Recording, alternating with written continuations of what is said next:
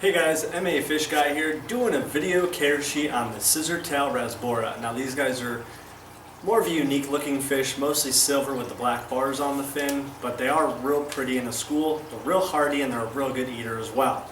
So just some information on these guys. They roughly live about 4 to 5 years, sometimes more, depending on the care and adequate filtration and tank size that you give them. Next, they are a schooling fish, so I recommend doing 5 or 6 or more. That way you get the maximum effect in an aquarium of these guys, and they live a nice lifestyle basically with the other schooling fish and kind of not feel threatened as much when they're in this big school. Temperature, roughly about 72 to 78 degrees Fahrenheit, pH 6.2 to 8.0. Now that's a huge range, but it does kind of shrink down a little bit when it comes to breeding these guys, so we'll go over that in just a second.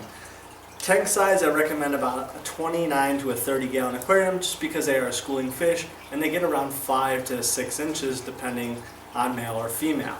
Now that seems huge. I didn't even believe that they got that big, but it is pretty nice. I've seen some nice specimens. I've talked to a couple different people about these and have seen the bigger guys, and they're really pretty.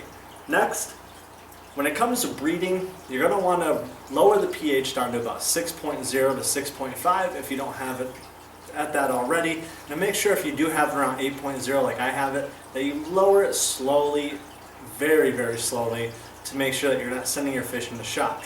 Temperature is about 77 to 82 degrees when it comes to breeding, and usually a 20 gallon tank or 20 long does perfect.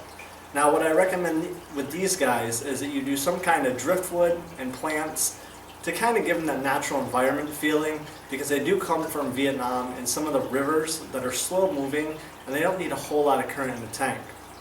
Now when it comes to breeding and sexing these guys, the males are a little bit slender and they're a little bit smaller than the females.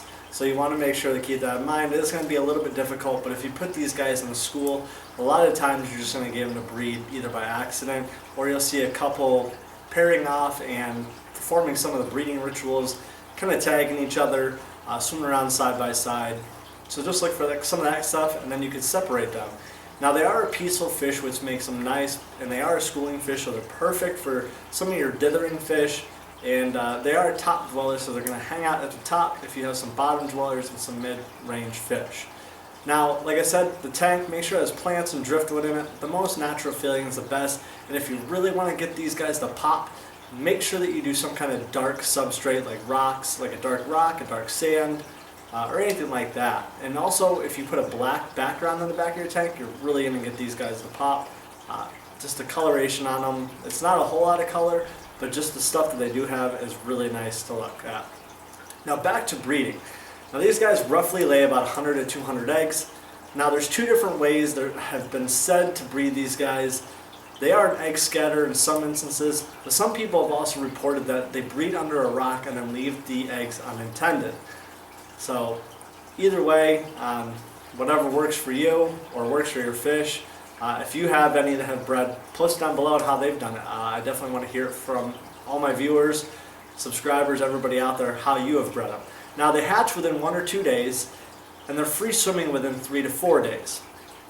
So basically a lot like all the other Rasboras, they hatch relatively quickly and they're free swimming relatively quickly as well.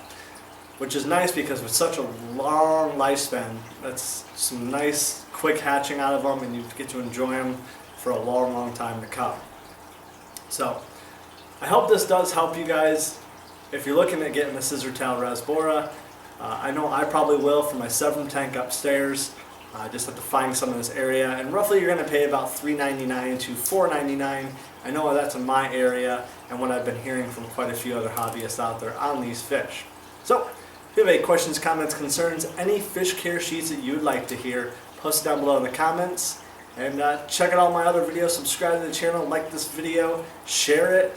Let's make it happen. Boom, let's hit 7,000. So thank you very much for watching. Check out my website, mafishguy.com, for all your aquarium supplies and needs.